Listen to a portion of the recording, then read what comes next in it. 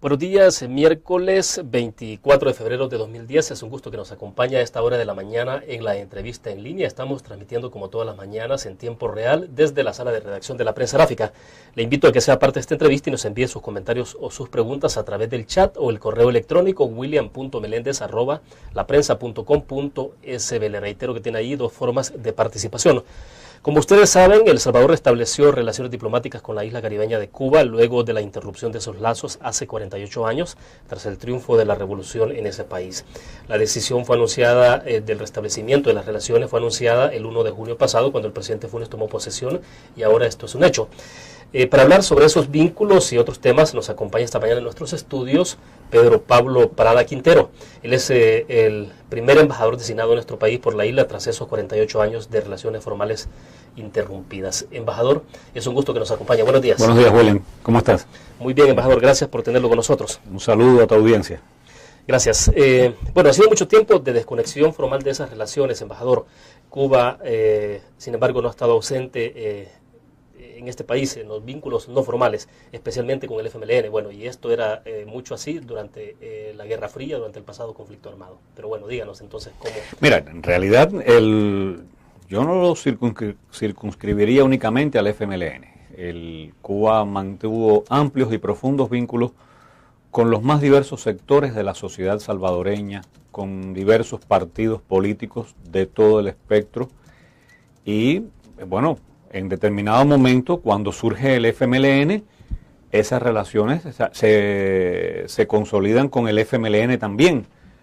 Pero por fortuna, el espectro, la cobertura de las relaciones es mucho más amplia, recorre todos los ámbitos de la vida política, la vida económica, social, cultural, de manera que hay un tejido social extraordinario sobre el cual estamos edificando los nuevos lazos oficiales. Pero bueno, evidentemente esa relación se ha mantenido por muchos años, por décadas, con el FMLN fundamentalmente. Sobre todo se remite al pasado conflicto armado. Al menos en los últimos 30 años. Es decir, el FMLN va a cumplir en octubre próximo 30 años, sería a partir del nacimiento del FMLN, pero te insisto, o sea, esta relación viene de antes, viene incluso desde antes de la Revolución Cubana. Viene desde el siglo XIX. A mí me gusta exaltar que con relación a otros países, la raíz de la relación salvadoreño-cubana es muy rica, es muy honda y se nutre de diversas fuentes. Los cubanos nunca podremos olvidar que fueron patriotas salvadoreños quienes sirvieron de escolta al general Antonio Maceo durante la preparación de la guerra de independencia en Cuba, cuando el general Maceo estaba exiliado en tierras centroamericanas. Nunca se nos puede olvidar que campesinos salvadoreños dieron cobija, alimento al Che en su paso por Centroamérica, cuando todavía el Che no era nadie en la historia de la Revolución Cubana, pero los campesinos salvadoreños lo acogieron. No podemos olvidar tampoco que durante la lucha de liberación nacional contra la dictadura de Fulgencio Batista, el pueblo salvadoreño, las instituciones salvadoreñas dieron seguimiento a esa lucha, dieron apoyo, dieron refugio a los perseguidos políticos cubanos. Es decir, hay mucha historia común. Ahora, embajador, a estas alturas, bueno, sobre todo especialmente en las relaciones que habían, o en esos vínculos, digamos, ha sido exclusivo, digamos, con la izquierda, con el FMLN, para ser más concreto. Pero en el caso con la derecha, bueno, lo que se tenía, los gobiernos que han estado en este país ha sido de derecha por largos años, hasta hoy que llega el FMLN, a partir de marzo del año pasado. Pero el punto es, ¿qué tanto se han logrado superar, digamos, las diferencias, las animadversiones, todo lo que se generó durante el pasado conflicto armado, cuando se atribuía a Cuba, digamos, la proporción, el apoyo logístico para el FMLN?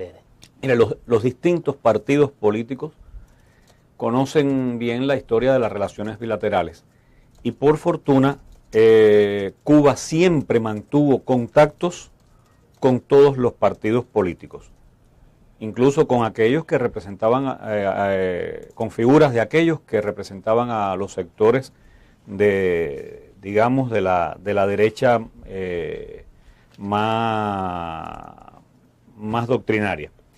Por tanto, Cuba nunca se limitó en sus relaciones con El Salvador y nunca limitó sus relaciones políticas con a que éstas fueran exclusivas con el FMLN, sino que, le insisto, o sea, hay suficientes evidencias, los líderes de los partidos políticos lo conocen, de contactos, lazos, visitas, intercambios entre figuras políticas de otros partidos que no son el FMLN y Cuba, concretamente con el Partido Comunista de Cuba. Muchos alcaldes de distintos partidos políticos han estado en Cuba, han viajado a conocer la realidad cubana. Hay figuras de distintos partidos políticos con los cuales se han sostenido intercambios en distintos momentos. De manera que, le insisto, Cuba nunca ha sido excluyente. Ahora, pero entonces, ¿usted cree que se han superado esas diferencias o esas heridas que marcaron a ambos países, sobre todo en El Salvador, que, como le repito, en la época del conflicto, que fue donde más hubo, digamos, ese distanciamiento? En tanto, pues, se consideraba a la isla como uno de los principales. Mira, en realidad no fue Cuba la que rompió relaciones.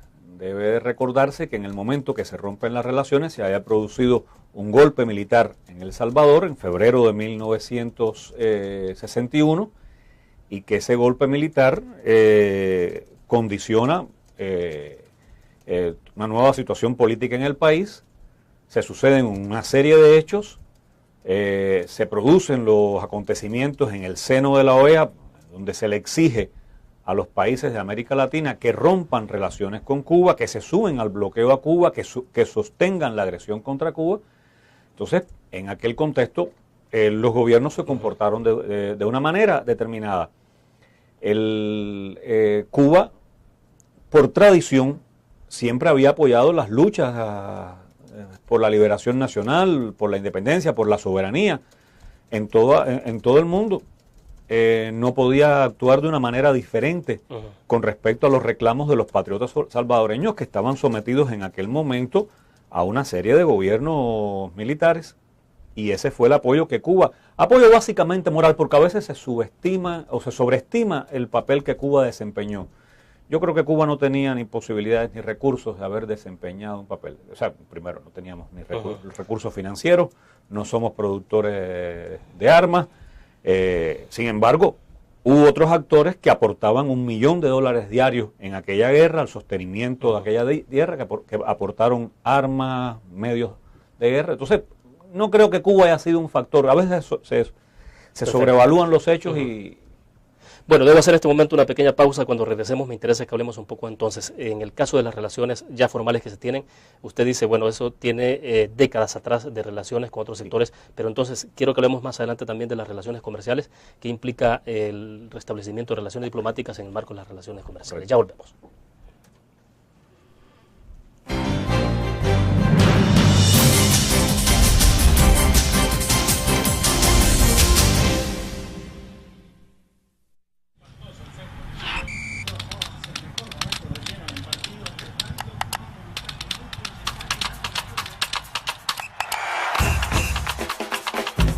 La emoción del deporte está en www.elgráfico.com. Ingresa al nuevo escenario deportivo y descubrí toda la pasión del deporte. Fotos, videos, fichas y resultados de las mejores ligas del mundo. Elgráfico.com. Conectados por deporte. Blur. La revista más innovadora y moderna de todos los tiempos. Única en su estilo, creativa. Un espacio exclusivo y reservado de entretenimiento y diversión, llevada al máximo. Blur. Time Out, Movie, lo mejor de la cartelera. Art. Shopping, la guía de la moda. Go, viajes cortos fuera de la ciudad. Blur.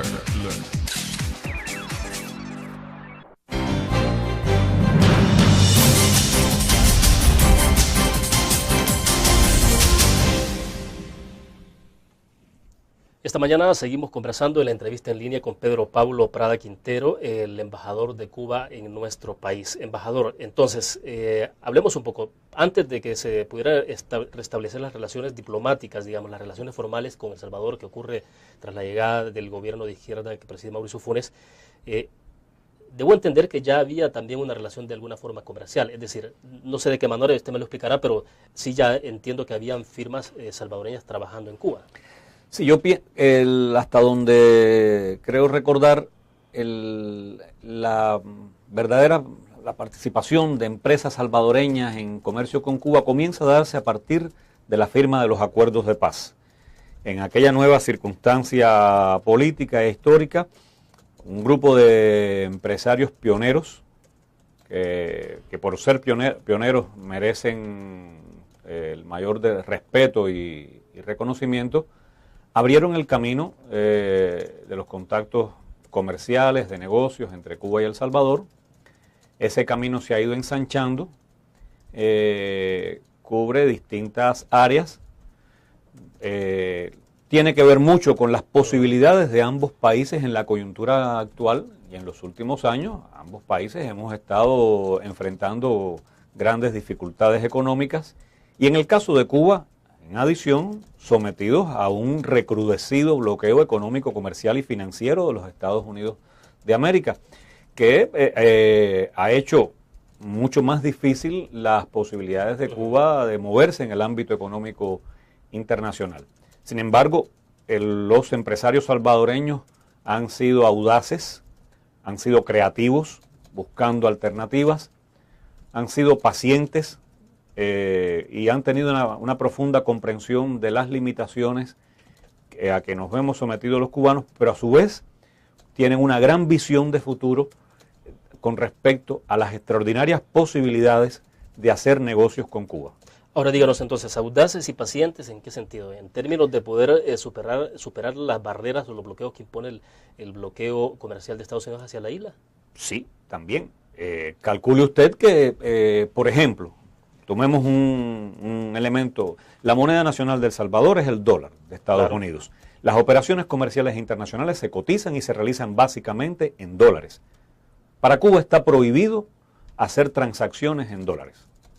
Cuba se ve obligada a recorrer caminos muy complejos y muy diversos con el fin de garantizar su comercio internacional, sus relaciones comerciales normales con el resto del mundo.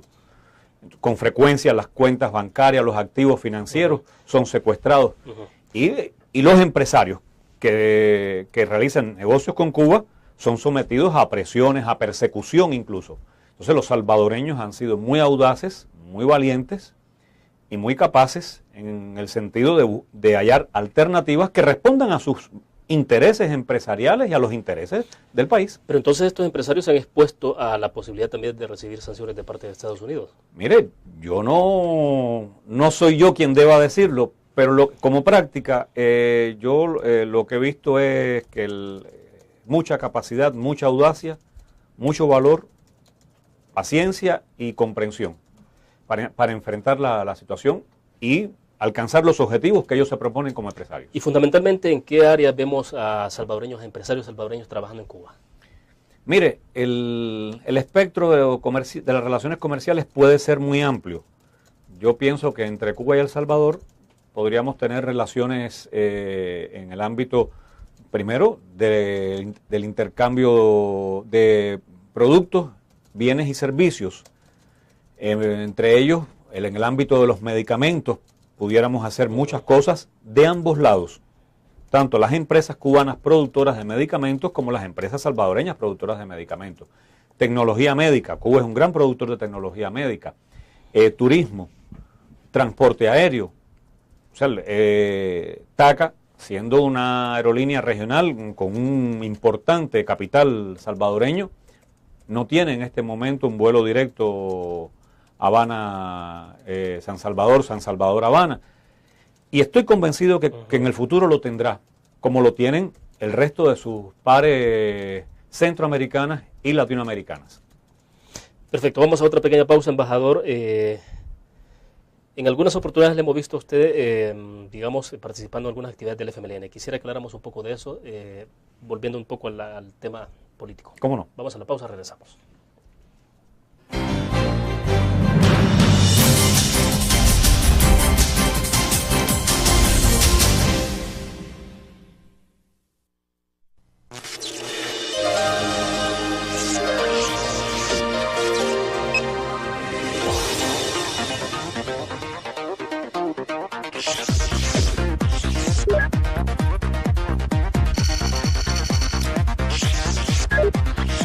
estimulamos tus sentidos para que leas, veas, escuches e interactúes con la verdad.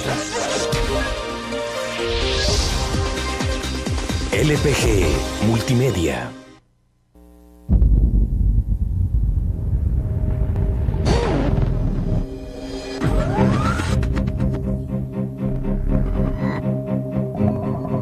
El inicio de una estrategia financiera desde los negocios y la actividad económica hacia toda Centroamérica.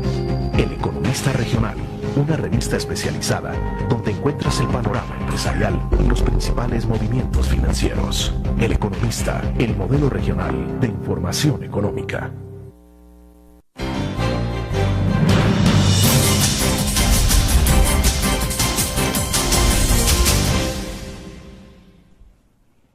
Embajador, le preguntaba entonces, bueno, le hemos visto participando en algunos actos con el FMLN y la pregunta puntual sobre esto es si no teme que de alguna manera se ha visto esto como un asunto de intromisión, sobre todo por esa susceptibilidad que ha habido con las relaciones. Obviamente ahora tienen ustedes, digamos, la fortuna, de, si se le puede llamar así, de que hay un gobierno de izquierda con el que han restablecido estas relaciones, pero bueno, hay importantes sectores de derecha en este país, sectores empresariales, que no necesariamente pueden compartir ese tipo de cosas. ¿Qué opina? Mire, entiendo que la actividad de un diplomático debe moverse en todos los ámbitos de la vida de un país donde no interfiera en los asuntos internos. Participar en un acto público de un partido político al que haya sido invitado es una de las posibilidades que otorgan las prerrogativas establecidas en la Convención de Viena sobre las relaciones diplomáticas y consulares, y también en las disposiciones vigentes en el país, en este caso las que establece la Cancillería de la República de El Salvador. Nosotros hemos asistido a algunos actos públicos que se nos ha invitado en el marco de la relación normal, como se puede invitar a cualquier otro diplomático. Es decir, hay que decir que no ha sido el embajador de Cuba, se ha invitado al cuerpo diplomático y bueno, el embajador de Cuba ha asistido como parte del cuerpo diplomático. Me consta que todos los señores de todos los partidos políticos también realizan estas invitaciones, tienen presentes, invitan a diplomáticos a encuentros con sus directivas. Es una forma de intercambiar, de conocer, de realizar normalmente actividades. Otra cosa es que un embajador se dedique a hacer pronunciamientos a favor de un grupo político. Eso no lo vamos a ver de parte de... Con toda seguridad, porque no es la función nuestra estar haciendo recomendaciones ni interviniendo en los asuntos políticos internos de El Salvador. Ahora, bueno, como usted sabrá, también a veces hay preocupación de los sectores conservadores debido a la experiencia que se tiene de participación o cómo se ha visto desde acá, por ejemplo, en el caso de Venezuela, donde hay una relación muy fluida entre ambos gobiernos y hay ahí, se supone, la presencia de incluso de asesores cubanos, entonces, en la relación con Hugo Chávez. Entonces, esa política exterior es la que, bueno, a veces puede pensarse, bueno, puede ser que se replique en El Salvador. Cuando usted se refiere a asesores cubanos, ¿qué tienen en cuenta? Por ejemplo, lo más reciente que hubo, la visita de un alto funcionario cubano en materia de asesoría en energía eléctrica. En Cuba usted sabrá que esa visita de ese funcionario fue recibida más como una presencia en tipo de asesoría de carácter político, más que de carácter... Las interpretaciones siempre pueden ser diversas. E invitar a una persona que dirige una institución y que durante largos años ha estado consagrada a la actividad productiva de celdas fotoeléctricas, de paneles solares, que han permitido modificar los patrones de consumo energético en nuestro país, aunque ese no haya sido el motivo de la visita, una visita de 24 horas y que inviten a un visitante a conocer la experiencia local de un país y a intercambiar. Me parece que es algo que realizan todos los estados del mundo y que si no lo realizan estarían pecando en un error, pecando de un error de omisión, de desconocimiento de las experiencias extranjeras. Yo pienso que siempre se puede aprender de todos, se aprende lo positivo y lo malo. Ahora, que ya fuerzas políticas internas de cualquier país utilicen la visita de un funcionario para manipulaciones políticas de carácter interno, ya eso es una distorsión de los hechos, de la realidad, y es lo menos deseable que pudiera esperar cualquier nación. Y, por supuesto, en el caso de Cuba, esto no es un problema que nos atañe a nosotros directamente.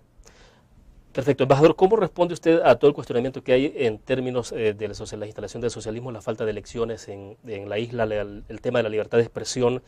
Que bueno, obviamente es una discusión que siempre está presente cada vez que se habla de Cuba y de su sistema, de su forma de gobierno. Siempre se recuerda, por ejemplo, el caso de Joanny Sánchez, la bloguera cubana, quien está escribiendo ahí, pero con muchas restricciones también, y se pone como un ejemplo de la falta de libertad de expresión en ese país. Bueno, fíjese, es muy difícil evaluar estas cosas si no tomamos en consideración la perspectiva ideológica, cultural, política e histórica de cada parte. En el caso de Cuba, el sistema político cubano es hijo de la historia, las tradiciones, la cultura cubana. El socialismo nace en Cuba sobre la base de todo el pensamiento político y social acumulado a lo largo del siglo XIX, que tiene su máxima expresión en el pensamiento de José Martí. El concepto de república, de los poderes del Estado, la estructura de poder, son en Cuba mucho más viejos que la misma idea de la construcción de una sociedad socialista. Por tanto, omitir eso en cualquier análisis que se haga del sistema político cubano ya distorsiona y condiciona el juicio.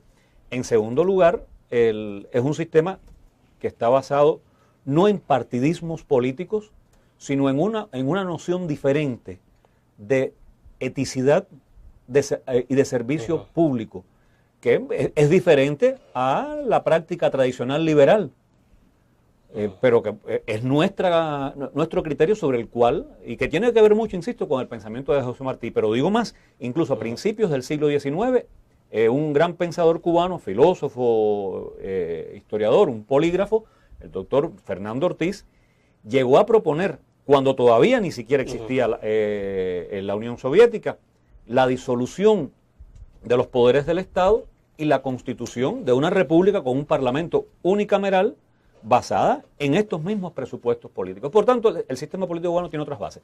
Sobre el tema de la libertad de expresión, entiendo que ese es un tema que está asociado sobre todo a un factor clave, que es quién ostenta la propiedad de los medios de comunicación.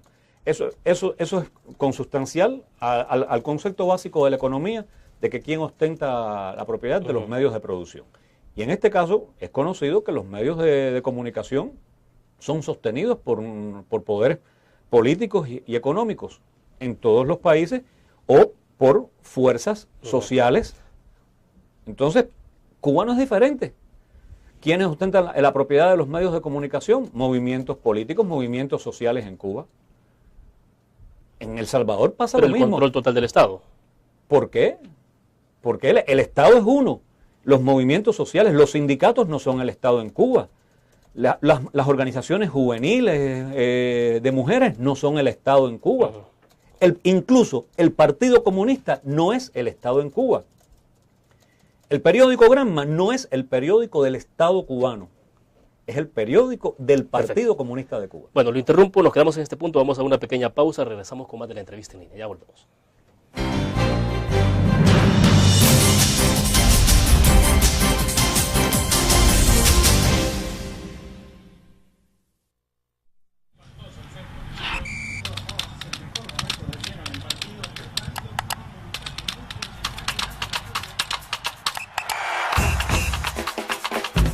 La emoción del deporte está en www.elgráfico.com.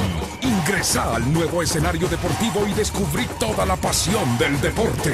Fotos, videos, fichas y resultados de las mejores ligas del mundo. Elgráfico.com. Conectados por deporte. Learn. La revista más innovadora y moderna de todos los tiempos. Única en su estilo, creativa. Un espacio exclusivo y reservado de entretenimiento y diversión, llevada al máximo. Blur. Time Out Movie. Lo mejor de la cartelera. Art. Shopping. La guía de la moda. Go.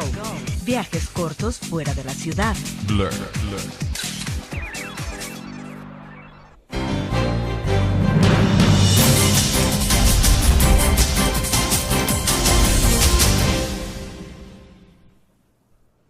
Bueno, embajador, ya hay interrogantes de los cibernautas que nos están escribiendo a través del correo electrónico o el chat y quiero obviamente en este momento, en unos minutos, dar lectura a esas preguntas o comentarios. Pero antes de eso yo quisiera que me precisara usted sobre dos situaciones concretas.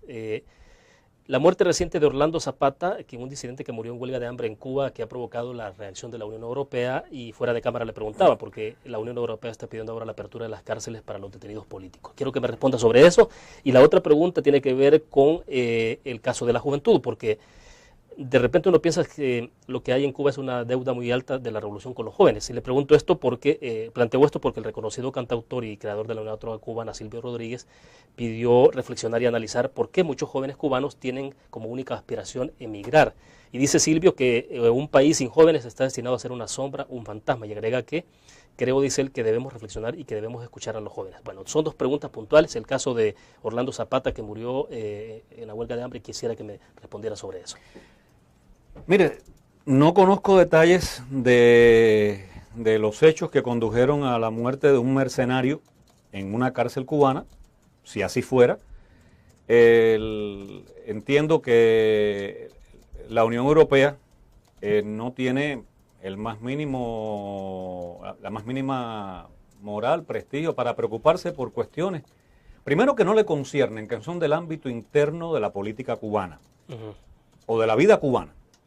Pero en segundo lugar, me sorprende que los europeos se preocupen por la muerte de un mercenario que ha sido financiado por poderes extranjeros para subvertir el orden constitucional en Cuba, y la Unión Europea ni siquiera se sonroje con la muerte de personas en cárceles secretas en su propio territorio, y la Unión Europea no diga una palabra sobre la existencia de un campo de concentración donde se ha torturado y han muerto personas en la base naval de Guantánamo en Cuba. Pero digo más, la Unión Europea tiene muy poca moral para preguntar de esas cosas cuando en las cárceles de Estados Unidos constantemente mueren personas, se violan personas, se asesina personas por diversos motivos y la Unión Europea no se sonroja. Entonces, ¿qué clase de ética? ¿Qué clase de principios, qué clase de cultura nos vende la Unión Europea? Perfecto, vamos a la otra pregunta porque vamos rápido, embajador. Y le preguntaba entonces sobre las observaciones que ha hecho Silvio Rodríguez sobre el tema de la juventud y que dice que su aspiración es emigrar hacia de Cuba. No conozco estas interpretaciones o versiones de Silvio. Ciertamente, como en todos los países del mundo, los jóvenes son los que inician las principales actividades porque además se corresponde con su etapa de vida, con sus aspiraciones. Y Cuba no va a ser una excepción, ¿no? Vivimos en este mundo y somos seres humanos. Y es natural que las personas quieran buscar oportunidades mejores en su vida.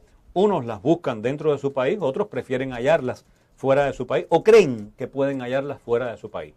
De todos modos, cuando Silvio se refiere con seguridad a estos hechos, tiene que ver con comparaciones con respecto a la propia realidad cubana, que si las colocamos en el contexto regional, bueno, si de Cuba, que es un país con 12 millones casi de habitantes, emigran cada año, un promedio, unas 20.000, 25.000 personas, supongamos que están en esa cifra, considerando las cifras admisibles en Estados Unidos y otras pocas cantidades que se dirijan a otros países.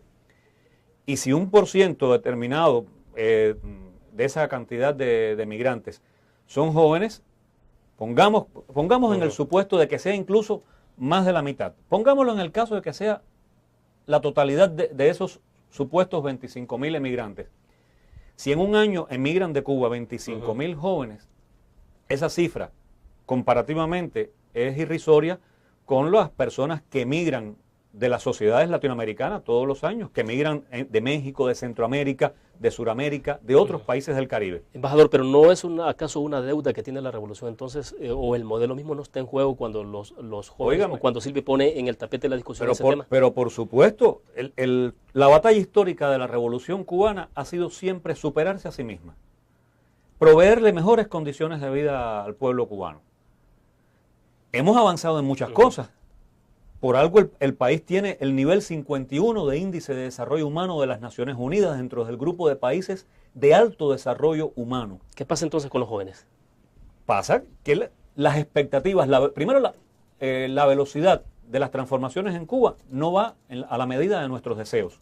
Entre otras razones, porque el país heredó una situación económica adversa, porque el país ha estado sometido a un férreo bloqueo económico, comercial y financiero todos estos años, dedicado, como dicen los propios documentos del gobierno de Estados Unidos, a generar hambre, enfermedades y desesperación para que los cubanos se subleven y derroquen al gobierno que se dieron. Entonces, se da cuenta que a nadie le gusta una situación de guerra, a nadie le gusta una situación de crisis. Que levante la mano el que se sienta feliz viviendo en un país acosado. A nosotros no nos gusta. No quisiéramos vivir en las condiciones actuales. Bueno, perfecto. Embajador, ahora sí le leo entonces los comentarios o preguntas de los cibernautas. Josefina Guevara dice de Huachapán, ¿cómo poder estudiar en Cuba? Son preguntas muy puntuales. William Escobar de San Salvador, gracias Cuba por la ayuda que ofrece El Salvador, pero es necesario que sepan que deben salir del régimen en el que se encuentran. Bendiciones. Leticia Zúñiga, La Libertad, ¿qué es el FMLN para Cuba? Patricio Enríquez dice, de Venezuela, dice, espera que El Salvador ingrese y se convierta en miembro de ALBA. Carla Espínola de La Paz, ¿qué tipo de ciencias y tecnología puede Cuba compartir con El Salvador? Julio Flores de San Juan Opico. Señor Pedro Pablo, embajador, dice, es un placer para nuestro país tenerlo como embajador. Lo felicito y sigamos adelante, muy buenos días. Katia Carranza dice de San Salvador. Bueno, dice que hay una empresa, yo trato de no mencionar empresas de comunicación por cuestión de ética, pero dice que hay una empresa que ha querido hacer reportajes para analizar de forma integral la forma de vida en Cuba, pero eso se nos ha negado. ¿Cuál es su respuesta? Bueno, hay varias inquietudes ahí, embajador, me gustaría que reflexionara sobre ellas.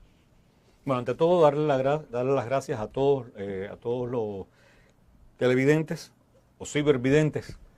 Cibernautas, decimos nosotros. Cibernautas también, exacto, en este caso, por su participación, por sus preguntas y por sus saludos. Con respecto al tema de los estudios en Cuba, bueno, todos los años se libra una convocatoria y sobre la base de las posibilidades que el país puede ofertar, y esa convocatoria pues es una selección en base al rendimiento académico de los aspirantes. Pero sobre todo, los cubanos siempre tomamos en consideración a la hora del otorgamiento de las becas la opción de favorecer a aquellas personas que provienen de familias más humildes, de las zonas más atrasadas del país, en el entendido que donde hay más recursos, pues bueno, la necesidad de una beca es menos necesaria. Por tanto, favorecemos a las personas de menos recursos. ¿Esas becas pueden continuar a pesar de la situación económica de la isla o la posibilidad incluso inminente de que pueda entrar en una segunda fase de situación de emergencia, embajador? Mire, no se han detenido. De hecho, estamos trabajando ya este año para el otorgamiento de un grupo de becas para aspirantes a estudiar medicina en Cuba. Es un grupo reducido, pero significa un esfuerzo que entendemos el pueblo salvadoreño merece. Con respecto al señor que nos da sus bendiciones y que nos pide que salgamos del régimen, bueno, le agradezco las bendiciones y lamento que su visión con respecto a Cuba esté condicionada a que los cubanos tengamos que renunciar al sistema político, económico y social que libremente escogimos. Nosotros no le pedimos a los salvadoreños que renuncien al sistema político, económico y social que escogieron. Eso es una decisión soberana de los salvadoreños y la respetamos. Esperamos que igualmente se respete la decisión soberana de los cubanos. Con respecto al ALBA, es algo que compete única y exclusivamente a El Salvador, al gobierno y al pueblo salvadoreño. Nosotros no podemos opinar sobre ese tema, podemos tener cualquier consideración, tenemos nuestra visión del ALBA, entendemos que es la opción que ha demostrado en más corto tiempo mayores posibilidades para integrar la cooperación, la solidaridad entre los países de la región, pero esa es nuestra visión y nosotros tenemos que respetar lo que decidan los salvadoreños. En materia de ciencia y técnica, por supuesto, hay muchas cosas que podemos compartir. Cuba, y lo conocen distintos sectores de la sociedad salvadoreña, no tiene reparos ni obstáculos en compartir conocimientos, experiencias y todos aquellos desarrollos que en el ámbito científico y técnico ha acumulado a lo largo de los últimos 50 años con sus hermanos de la región. El Salvador no ha sido ni será nunca un paria en este sentido, y de hecho en el ámbito de la medicina, en el ámbito de la prevención de desastres y en muchos otros temas estamos trabajando juntos. Con respecto al tema de la empresa de comunicaciones referida, pues no conozco esa empresa. Agradecería que sus interesados se dirigieran a nosotros para saber de qué se preocupan. Bueno, perfecto. Vamos a hacer una pausa en este momento. Regresamos con el último bloque de la entrevista, embajador, y todavía hay algunas inquietudes de los cibernautas. Ya volvemos. Gracias.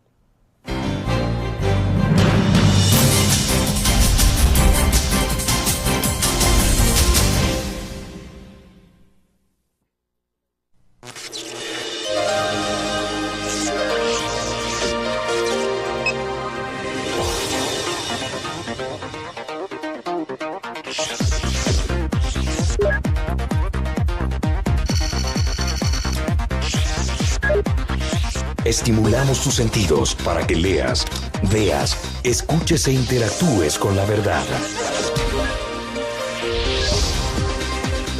LPG Multimedia.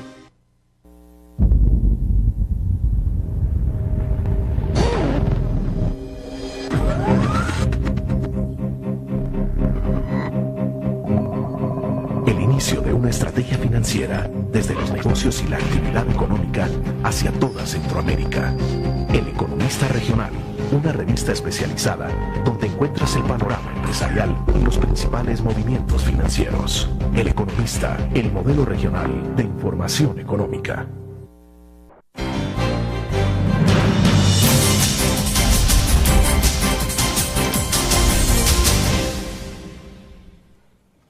Embajador, nos está preguntando Carmen de Mijango de Usulután. Dice, ¿qué pide Cuba a Estados Unidos para que termine con el embargo a la isla?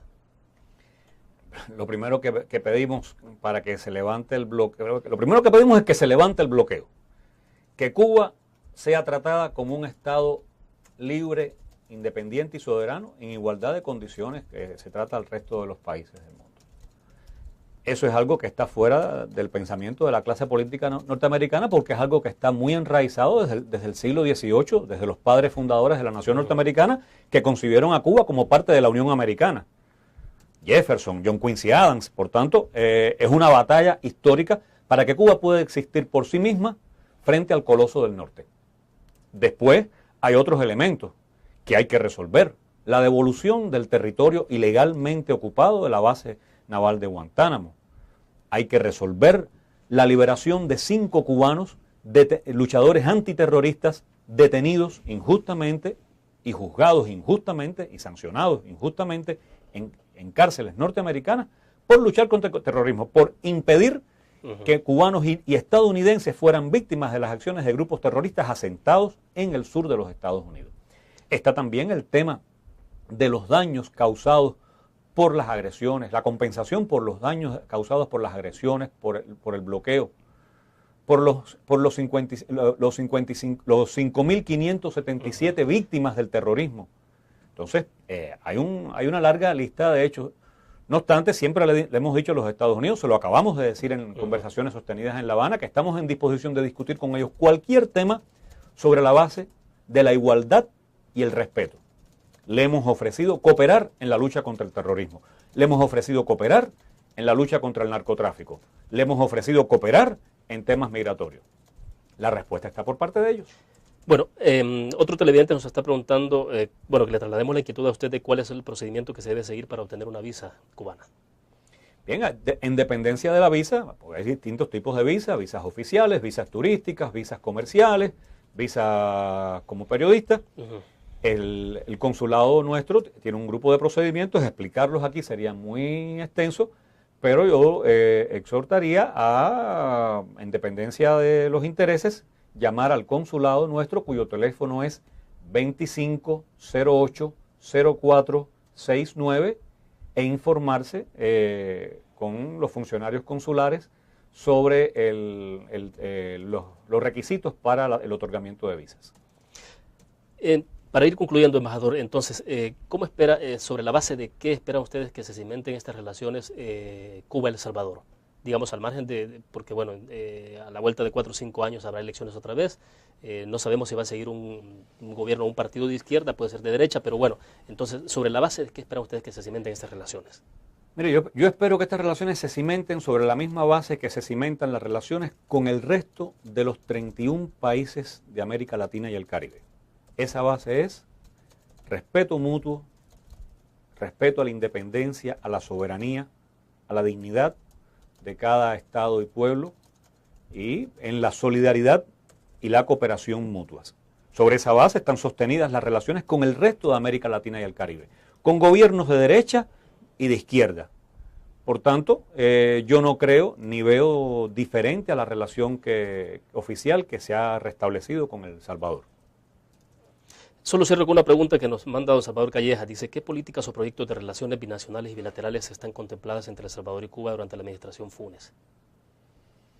Bueno, hablar en términos de administración Funes es algo que compete a los salvadoreños, claro. a los salvadoreños. Yo puedo hablar en cuanto a Cuba, y los proyectos de Cuba tienen que ver con el fortalecimiento de los lazos políticos a todos los niveles, tienen que ver con la ampliación y fortalecimiento de los lazos comerciales, con la ampliación y el fortalecimiento de la cooperación y con la ampliación y el fortalecimiento de los intercambios culturales. De manera que en ese ámbito es que Cuba piensa moverse.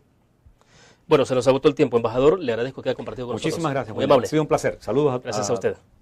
Terminamos de esta forma la entrevista en línea. Le invito a que mañana nos acompañe. Estará con nosotros en nuestros estudios Hugo Martínez, el canciller de la República de nuestro país. Precisamente estaremos hablando sobre dos temas: la reciente reunión que hubo en Cancún y también en torno a la visita que hará el presidente de Brasil, Ignacio Lula da Silva, a El Salvador. Buenos días.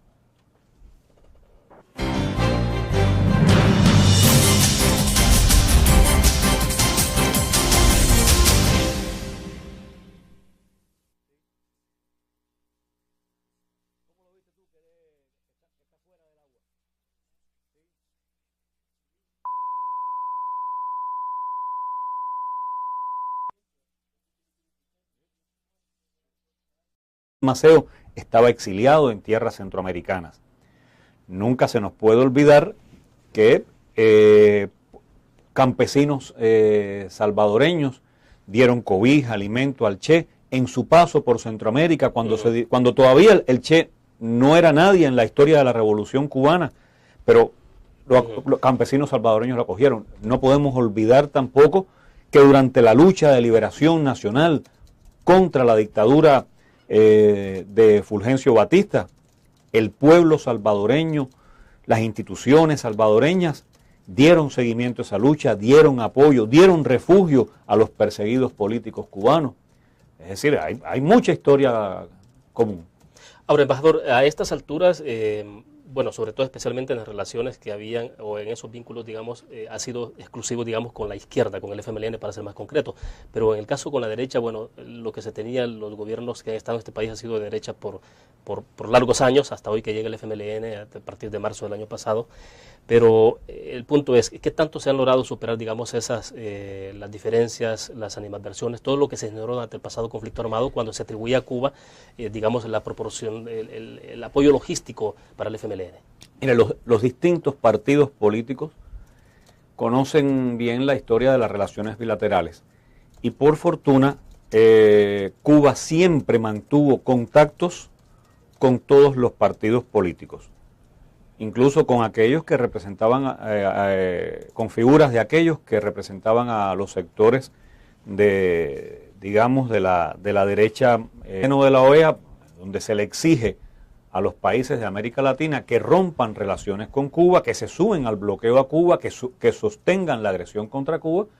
Entonces, en aquel contexto, los gobiernos se comportaron de una manera determinada. Cuba, por tradición, siempre había apoyado las luchas por la liberación nacional, por la independencia, por la soberanía en todo el mundo. No podía actuar de una manera diferente con respecto a los reclamos de los patriotas salvadoreños que estaban sometidos en aquel momento a una serie de gobiernos militares. Y ese fue el apoyo que Cuba, apoyo básicamente moral, porque a veces se subestima o se sobreestima el papel que Cuba desempeñó. Yo creo que Cuba no tenía ni posibilidades ni recursos de haber desempeñado un papel. O sea, primero, no teníamos ni recursos financieros, no somos productores de armas. Sin embargo, hubo otros actores que aportaban $1 millón diarios en aquella guerra, al sostenimiento de aquella guerra, que aportaron armas, medios de guerra. Entonces, no creo que Cuba haya sido un factor. A veces se sobrevalúan los hechos y... Bueno, debo hacer en este momento una pequeña pausa. Cuando regresemos me interesa que hablemos un poco entonces. En el caso de las relaciones ya formales que se tienen, usted dice, bueno, eso tiene décadas atrás de relaciones con otros sectores, pero entonces quiero que hablemos más adelante también de las relaciones comerciales, que implica el restablecimiento de relaciones diplomáticas en el marco de las relaciones comerciales. Ya volvemos.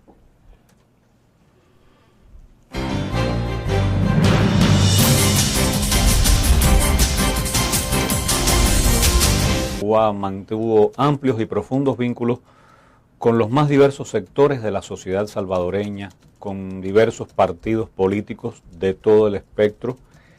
Y, bueno, en determinado momento, cuando surge el FMLN, esas relaciones se consolidan con el FMLN también. Pero, por fortuna, el espectro, la cobertura de las relaciones es mucho más amplia, recorre todos los ámbitos de la vida política, la vida económica, social, cultural, de manera que hay un tejido social extraordinario sobre el cual estamos edificando los nuevos lazos oficiales. Pero bueno, evidentemente esa relación se ha mantenido por muchos años, por décadas, con el FMLN fundamentalmente, sobre todo se remite al pasado conflicto armado. Al menos en los últimos 30 años. Es decir, el FMLN va a cumplir en octubre próximo 30 años, sería a partir del nacimiento del FMLN, pero te insisto, o sea, esta relación viene de antes, viene incluso desde antes de la Revolución Cubana, viene desde el siglo XIX. A mí me gusta exaltar que con relación a otros países, la raíz de la relación salvadoreño-cubana es muy rica, es muy honda y se nutre de diversas fuentes. Los cubanos nunca podremos olvidar que fueron patriotas salvadoreños quienes sirvieron de escolta al general Antonio Maceo durante la preparación de la guerra de independencia en Cuba, cuando el general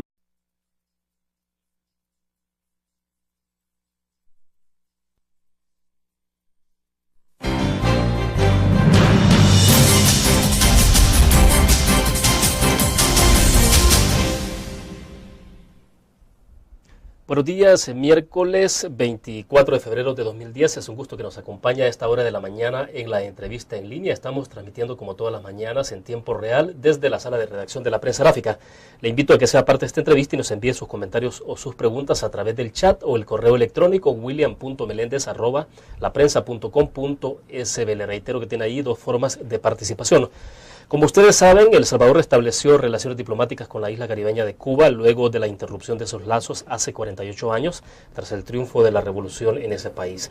La decisión fue anunciada del restablecimiento de las relaciones, fue anunciada el 1 de junio pasado, cuando el presidente Funes tomó posesión, y ahora esto es un hecho.